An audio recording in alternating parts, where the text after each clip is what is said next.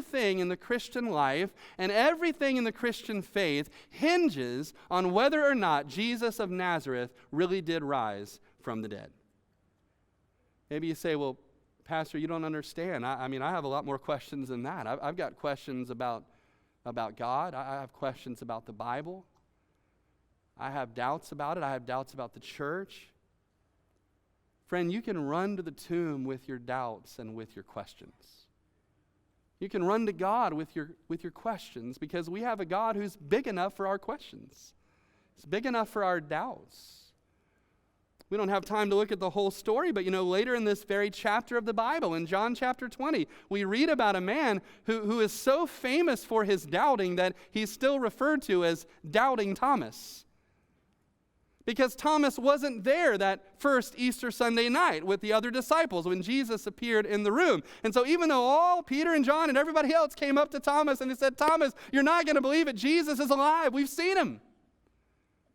Thomas said, I don't believe that. I saw him die. I'm not going to believe that Jesus is risen from the dead unless I can put my hand in the nail prints in his hands. And unless I can put my hand in the wound in his side, if I can do that, well, then I'll believe. Well, about a week later, Jesus showed up again. And this time, Thomas was there. And who do you think Jesus turned to first to speak something to? Thomas. But he didn't berate him for his doubt. Instead, he lovingly invited him. He said, Thomas, come here. I know what you said. Put your hand here in the nail prints in my hand.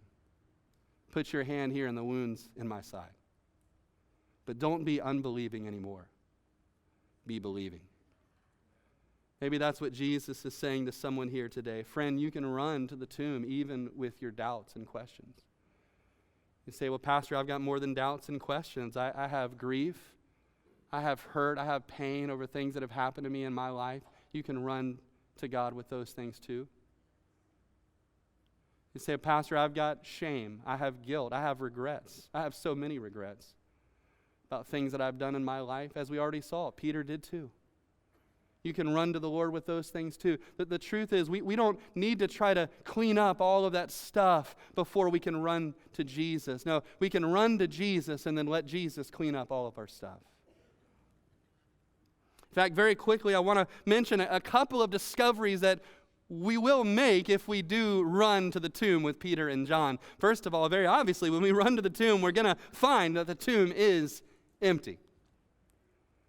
That's what everyone in this story discovered when they got there. It's what Mary Magdalene saw. It's what Peter saw. It's what John saw, that the tomb is empty. Now, when I say the tomb is empty, I don't mean just that nobody is there. I mean we need to discover that the reason why nobody is there is that the former occupant of this tomb is now, in fact, alive.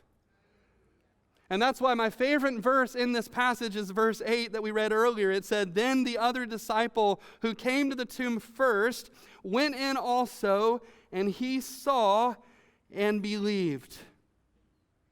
John is writing to us about things that he saw and things that other people saw. He's just describing the events that happened on that morning. But right here, he's actually describing something even more personal.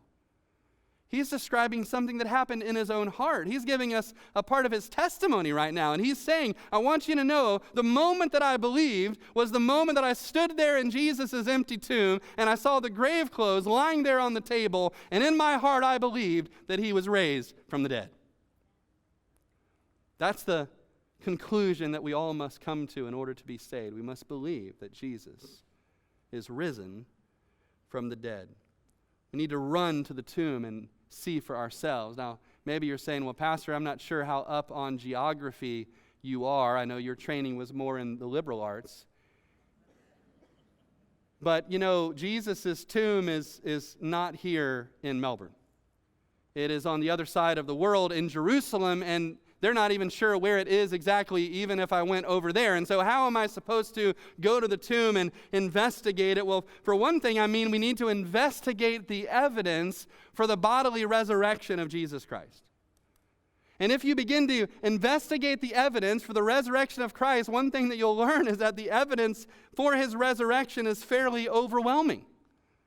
We don't have time today to look at all the arguments for the resurrection of Christ, but one of the most powerful arguments, I believe, is the transformation that happened in the hearts of the disciples.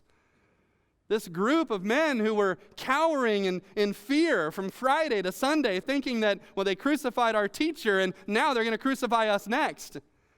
And yet something happened that so radically transformed these men that they lost all concern for fear and their own safety. And in the book of Acts, we see that they boldly preach at the risk of their lives. And church tradition tells us that actually all the disciples but one, every disciple except for John, ended up being martyred for their faith in Jesus Christ.